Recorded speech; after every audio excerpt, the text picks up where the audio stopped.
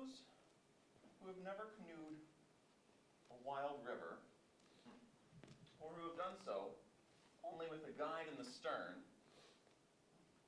are apt to assume that novelty plus healthful exercise account for the whole value of the trip. I thought so too, until I met two college boys on the Flambeau. "What time is it?" was their first question.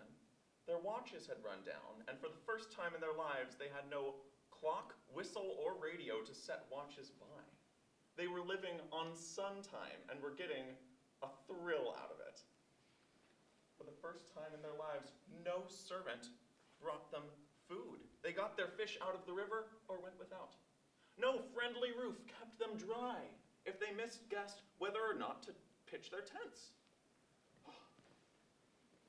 Before our two young adventurers pushed off downstream, we learned that both were slated for the army upon the conclusion of their trip. Now, the motif was clear. This trip was an interlude between two regimentations, the campus and the barracks. It was their first and last taste of freedom. Perhaps every youth needs the occasional wilderness trip to learn the meaning of this particular freedom.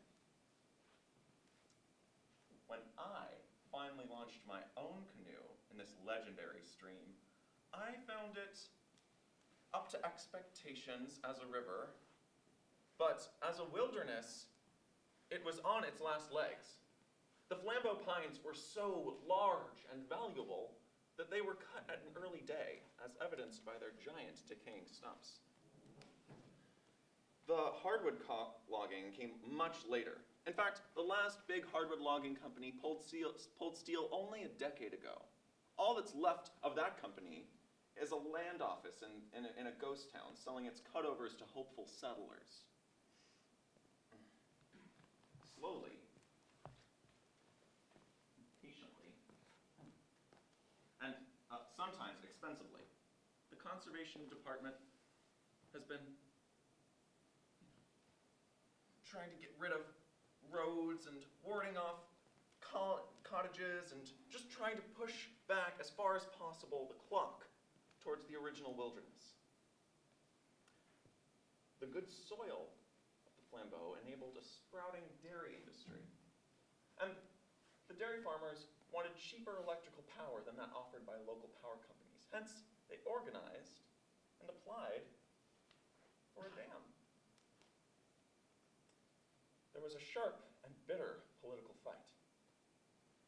The legislature, sensitive to farmer pressure but oblivious of wilderness values, not only approved the dam, but deprived the Conservation Commission of any future voice in the disposition of power sites. It thus seems that the remaining canoe water on the Flambeau, as well as every other stretch of wild river in the state, will be harnessed for power. Perhaps our grandsons, having never seen a wild river, will never miss the chance to set a canoe in singing waters.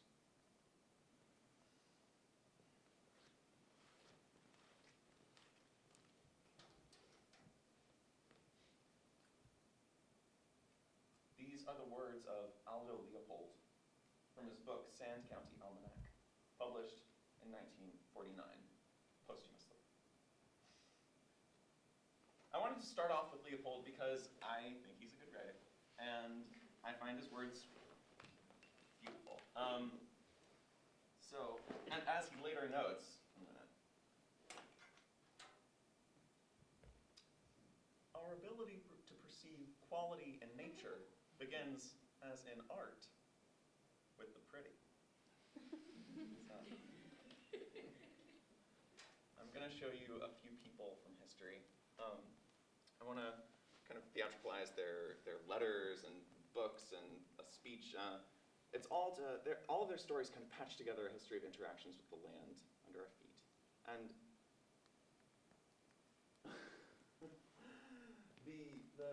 the reason I wanted to start with Leopold, he's actually the most contemporary, is also because he was very inspirational. He joined the Forest Service when he was 22, which is a year older than I am. In his 50s, he became a professor of natural sciences. And then after that, he bought 80 acres in Sand County, that's the title, in Wisconsin, which had been overgrazed by cattle and swept by fire and heavily logged. And there he applied his theories and tried to help recover the land. And there he died. And so there are a lot of questions, like why did he join the Forest Service? Why did he feel the need to do such laborious work in Sand County? He could have been making theater.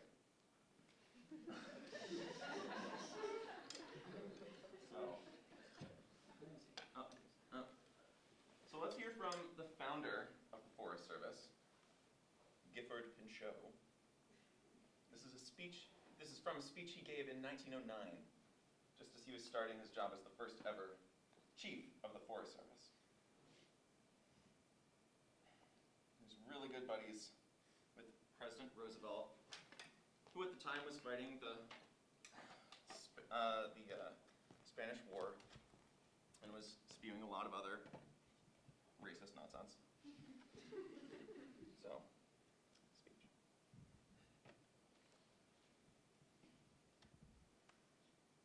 This young nation cast aside all thoughts of the future and directed itself purely to the development of the next few years, neglecting altogether in the splendid vigor of its career across the continent any thought of what was coming hereafter, of what coming generations were to do with this land, of what the people of today have as a responsibility for the people of tomorrow. Let me follow very briefly the history of the conservation movement. Before the Declaration of Independence, some states had made some laws about forestry. These policies were collected 2 years ago by President Roosevelt under one name: conservation.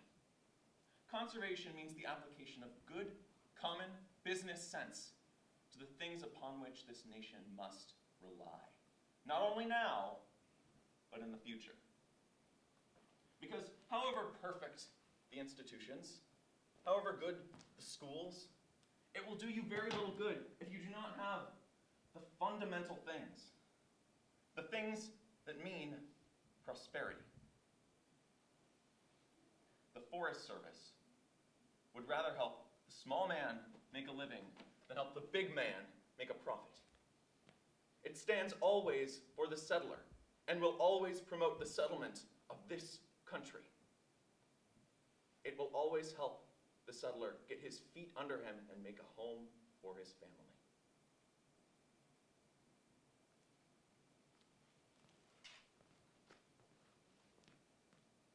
So, I don't love Pinchot. At the heart of my qualms about him is that he considers the value of the natural world and how it can be commodified and turned for a profit. And really what separates him from the rest of his time was his knowledge that an ecosystem can be damaged beyond repair, and that we needed to conserve some. But only ever for its later reaping. Only ever so that we could later use it to make some money. We're going to take one more step back in time to 1878. This is from the commissioner, from Oregon, the Commissioner of Indian Affairs in Oregon. His name was J.H. Rourke. So this is after the Treaty of 1855, where Oregon's Indian reservations were negotiated with the Walla Walla, the Cayuse, and the Umatilla. They had reserved 510,000 acres of land and reserved rights for fishing, hunting, gathering food and medicine, and pasturing livestock. What they actually received was 245,000 acres, about half of what they had negotiated. Oh, it's like about half. And the report speaks for itself.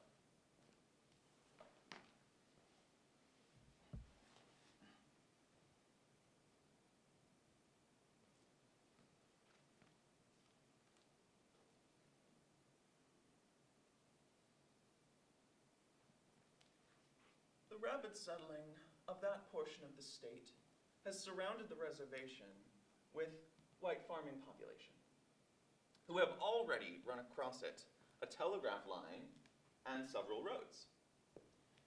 The Blue Mountain and Columbia River Railroad line traverses the southern portion, and a proposed branch line is to fall within reservation boundaries. The citizens of Oregon have persistently made an effort to have these lands open to settlement, and this desire, which gains strength yearly, is well known to the Indians, and begets a feeling of restlessness, most decidedly unfavorable in their progress in civilization. The Americans are an impatient people. They forget that their ancestors were once a race of idolaters, that it took 1,000 years to transform pagan Britain into Christian England. 20 years ago, the work of civilization had just begun. The Klamath Nation's best men were controlled by the basest superstitions. They had very vague ideas of a supreme being, of a future state, and of moral responsibility. Today, some are truly Christian men and sincere lovers of peace. Others have yet to feel the power and inspiration of a Christian civilization.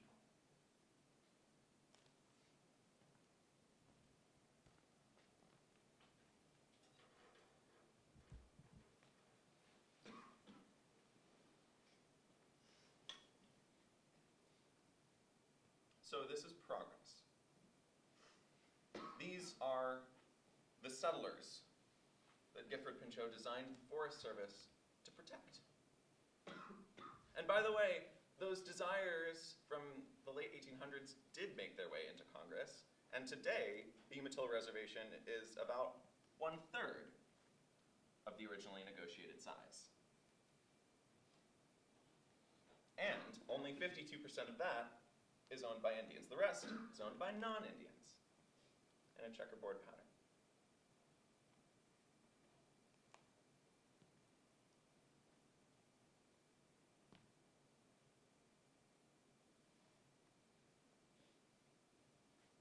So you may think I'm going to end with a proposal or a petition, maybe a Facebook page we can all like, something. I don't have any of those things. I have a question, maybe a plea, which is, we're all here, together now. So, what do we want to do?